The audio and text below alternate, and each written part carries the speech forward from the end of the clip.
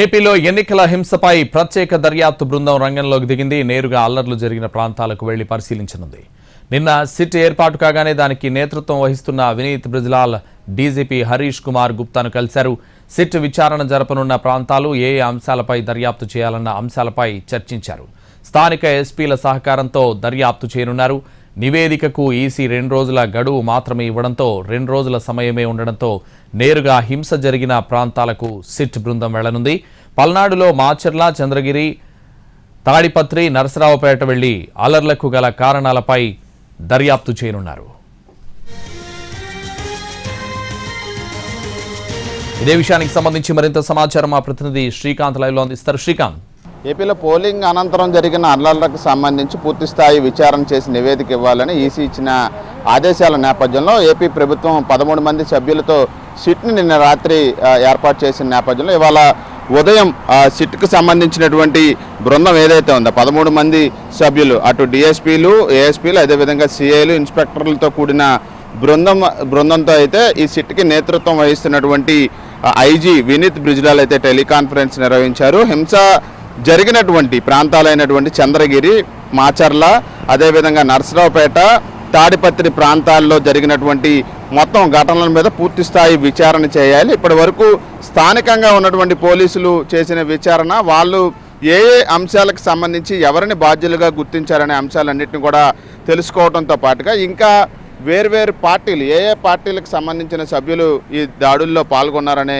వివరాలు కూడా సేకరించాలి. ఇంకా ఇతర అంశాలు, లోతైన అంశాలు, ఎందుకు హింసకు దారితీసిన కారణాలు, అవి ప్రత్యక్షంగా ఉన్న వ్యక్తులు ఎవరైనా ఉంటే వాళ్ళతో మాట్లాడి పూర్తి స్థాయిలో విచారణ చేయాలని చెప్పి సిట్ సభ్యులతో అయితే టెలికాన్ఫరెన్స్లో వినీత్ బ్రిజ్లాల్ మాట్లాడినట్టుగైతే మనకి తెలుస్తూ ఉంది. 2 రోజుల సమయం మాత్రమే సిట్ నివేదిక ఇవ్వటానికి కూడా సమయం ఉన్న నేపథ్యంలో ఇప్పటికే సిట్ బృందాలు కూడా 4 బృందాలుగా ఏర్పడి వీళ్ళందరూ కూడా ఘటన జరిగినటువంటి ప్రాంతాలైనటువంటి మాచర్ల కానీ, అటు నరసరావుపేట, పల్నాడు, ఇటు తాడిపత్రి, చంద్రగిరి ప్రాంతాలకి బయలుదేరినట్టుగైతే మనకి సమాచారం అందుతోంది. ఇక నిన్న రాత్రే వినీత్ బ్రిజ్లాల్ కూడా డీజీపీ హరీష్ కుమార్ గుప్తాతో సమావేశం అయ్యారు.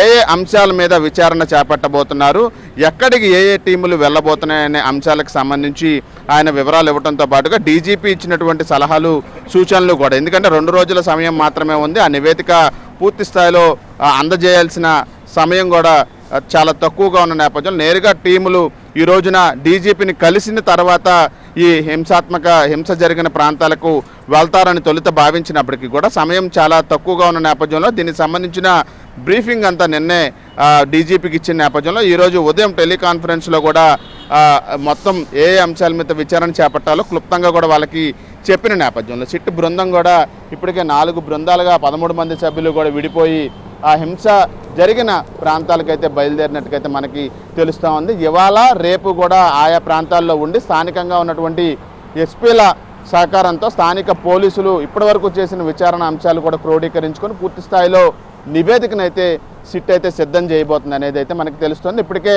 ఆయా ప్రాంతాలకు కూడా బయలుదేరారు కాబట్టి మధ్యాహ్నం నుంచి విచారణ చేపట్టే అవకాశాలు ఉన్నట్టుగా అయితే మనకి స్పష్టంగా తెలుస్తుంది. Santosh, thank you Srikanth.